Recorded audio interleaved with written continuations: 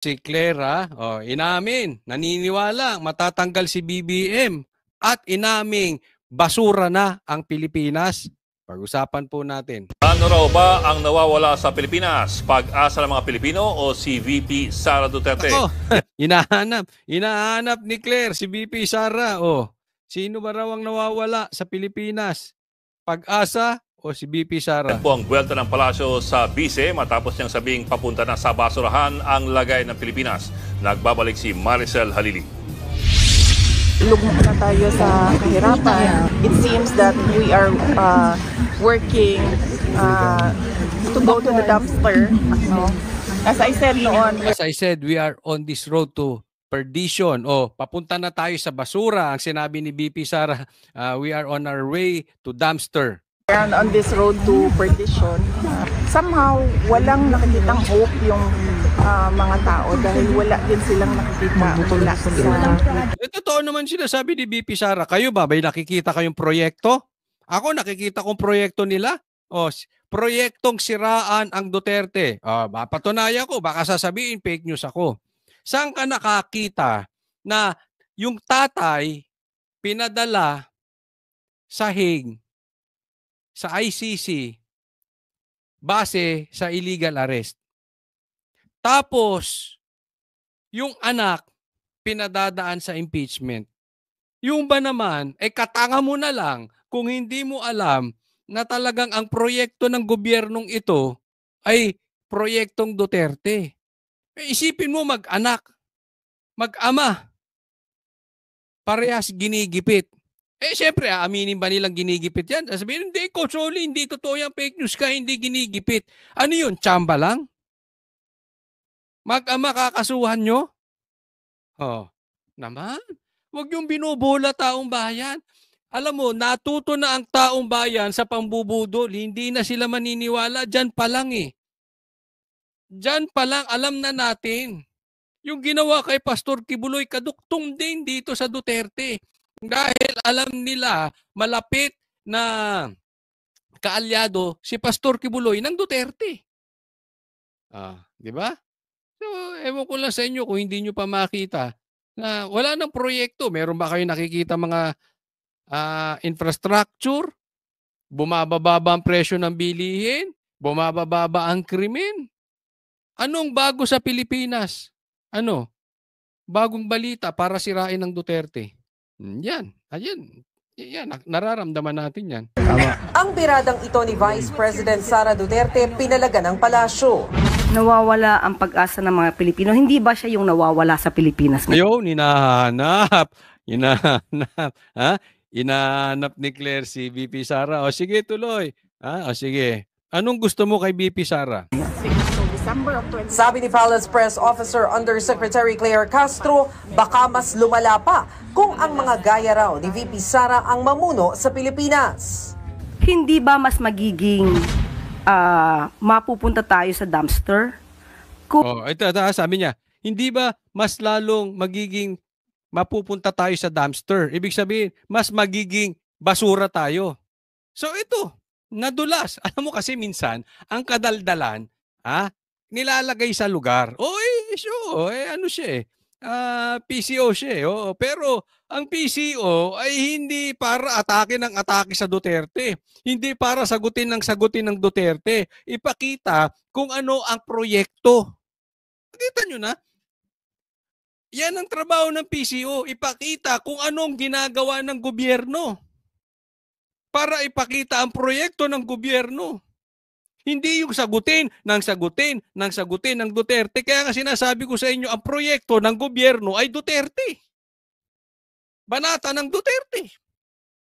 Ultimo sa bunganga nitong maaling ito, Duterte. Sagutin ng Duterte. Nadulas siya.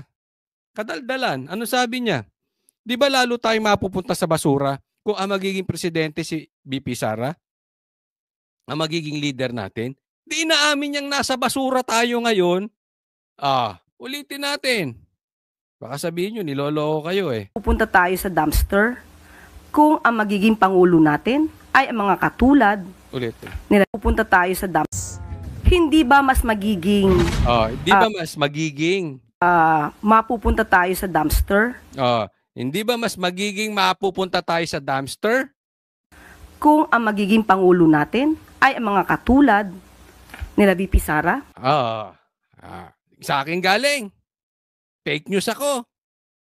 Galing sa bunganga mo yan. Unless inedit yan ng frontline. Fake news sila. Nagbibigay lang ako ng komentaryo. Di na paamin ka na basura na. Totoo naman eh. Totoo naman na sinasabi ni VP Sara. Wala naman kayo nagawa. Even PCO, ang proyekto, Duterte. Ang Kamara, anong proyekto? Duterte pa rin. Diba? Jesus. Mas na inuuna pang magpunta sa abroad, magsilbi sa isang tao. Marami pa rin pong Pilipino na umaasa sa kanya bilang Vice Presidente. Yan, ang ganda na sinabi niya. Pero bibigyan ko komentaryo yan, okay? Ano sabi niya? Marami pa rin umaasang Pilipino sa'yo. No, naiintindihan ko yung mga na sinabi kasi sa ibang na oo, tatay niya nandoon at kailangan siya doon. Pero mas marami pa rin Pilipino na nangangailangan ng tulong niya bilang Vice Presidente. Inaamin mo rin ba na matatanggal si Marcos? Kasi ano ba talaga ang pinakatrabaho ng Vice President? Aminin na natin yung totoo lang. Spare tire ng presidente.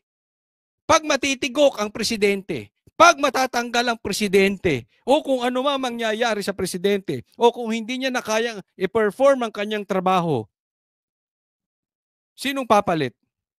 Vice President. So hanap ka ng hanap kay VP Sara, pinauuwi mo siya. At maraming siyang trabaho dito. Anong trabaho sinasabi mo? Papalitan na ba si Marcos? Yan ba ay nadulas ka na naman, Claire? Nadulas ka na naman na parang pag-amin mo na matatanggal si Marcos sa madaling panahon? Sa lalong madaling panahon, matatanggal si BBM mo? Ganun ba? Kasi inalis na, wala na sa kanya yung DepEd. Inalis na nga yung mga pondo, even the intelligence funds ng Office of the Vice President. Paano gagalaw si VP Sara? Wala naman siyang posisyon sa cabinet. Wala na rin siyang pondo. Kakapiranggot. So pinauuwi mo dito. Gagampanan niya na trabaho? Anong trabaho? Papalitan si Marcos? Hindi ako sedition yan, ha? Tama ba ako? Sige, pakisagot niyo dyan. Di ba? Inaamin mo na. Bakit ka pauwi kay VP Sara? Nararamdaman mo na bang matatanggal si Marcos at kailangan ng palitan ni VP Sara? Nadulas ka na naman doon, ha? Attorney Claire. Presidente. Nasa The Hague, Netherlands ngayon ang PISE para makipagtulungan sa legal team ng kanyang ama at dating Pangulong Rodrigo Duterte na inaresto ng International Criminal Court. Mismo ang Office of the President na rin ang nagbigay sa kanya ng travel authority hanggang Abril. Binigyan naman siya ng travel authority ni BBM hanggang Abril. Bakit ba excited ka? Tapos na ba ang April? Claire? Di sana sinabihan mo yung amo mo, yung bossing mo, wag mo nang bigyan ng travel clearance. Ang problema kasi rito, siguro, obligado si Marcos bigyan ng travel clearance to kasi pag hindi niya binigyan ng travel clearance, magagalit na naman ng taong bayan kay Marcos. So, pero ayaw niyang nandoon si Sara. Di ba? Yan ang style ni Marcos eh. Hindi niya madiretso. So, bigyan niya. Pero anong gawin? Pahanap mo kay Claire. Pabalikin mo yung Claire dito. Dakdakan mo ng dakdakan sa media para bumalik yan si Sara. Di ba? Yan ang style ni Marcos. Anong patunay? Fake news ka? Di ba? Ano sabi niya? Ayaw niya sa impeachment. Pero nagkaroon ng impeachment. Nangunguna pang nagpirma yung anak niya at saka kahuli-huling pumirma, di umano, si Tambaluslos. Ano ibig sabihin nun? Hindi pa papasukin ng ICC. Pero pinadala si Marcos, si PRRD ron. 'Di ba? Style ni BBM 'yan. Hindi niya aaminin. Kasi walang B. Walang B yan si Marcos. Oh, walang B. Umisip ko ano yung B? Backbone. Oh. Walang B yan si Marcos eh. Tapos, ihayaan niya yung iba magsalita. Di ba? Pero paalala ni Castro kay VP Sara, may trabaho pa siya rito sa Pilipinas. Obligasyon po niya maging vice presidente. Anong trabaho ng vice presidente? Palitan ng presidente. Pag hindi na kaya, inaamin mo, matatanggal na si Marcos, naaamoy mo ba? Pero ito sa akin lang.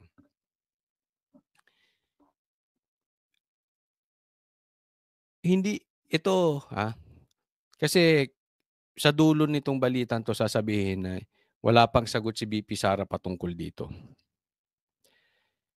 Alam mo ito si Claire, parang walang puso. Dapat alam niya naman sa ating mga Pilipino, kahit sabihin may trabaho pa siya rito, pambihira kahuhuli lang nung tatay. Ano ka ba namang klaseng tao? Ano ka ba namang klaseng Pilipino? Yung tatay 80 years old, magse-celebrate ng birthday. Gusto mo iwanan niya? Asan ang puso nitong si Claire?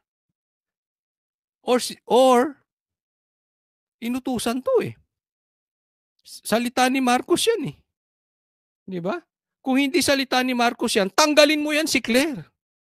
Mali-mali ang sinasabi.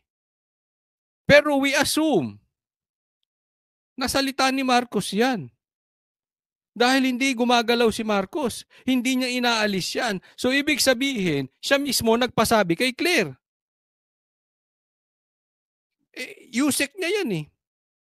Asan na ang puso mo, Marcos? Birthday nung matanda na nagsilbi sa Pilipinas. Nandoon ang asawa. Andoon na nga sila Kitty.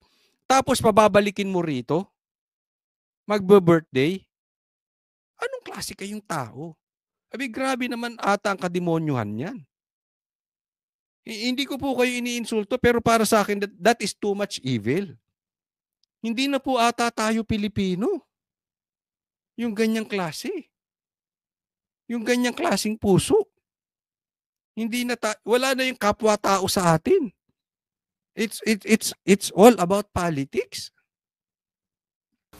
Alam niya po dapat ang obligasyon bilang vice presidente. No comment pa naman dito si VP Sara. No comment pa naman dito si VP Sara. Ako, kung papayuhan ko si VP Sara, hindi siya dapat magbigay ng komentaryo kay Claire. Ang dapat sumagot sa Duterte ay si Marcos. Dapat itong si BBM magkaroon ng yag, magkaroon ng B, magkaroon ng backbone, siya mismo ang sumagot sa Duterte. Huwag siyang magtago sa palda ni Claire. Hindi niya ka-level yan eh. Usap kayo, president sa vice president, magsagutan kayong dalawa. Huwag kang nakatago kay Claire. Hindi dapat sagutin ni BP Sara yan. Sino ba yan? Ang dapat sagutin ni BP Sara ang presidente. At ang dapat sumagot kay BP Sara ang presidente. Naduduwag eh. So until magkaroon ng tapang at pagkalalaki si Marcos, hindi dapat sagutin ni BP Sara. Hindi niya dapat sagutin. Wala siyang obligasyon sagutin yan. Until kaya na ni Marcos tumindig sa sarili niyang paa.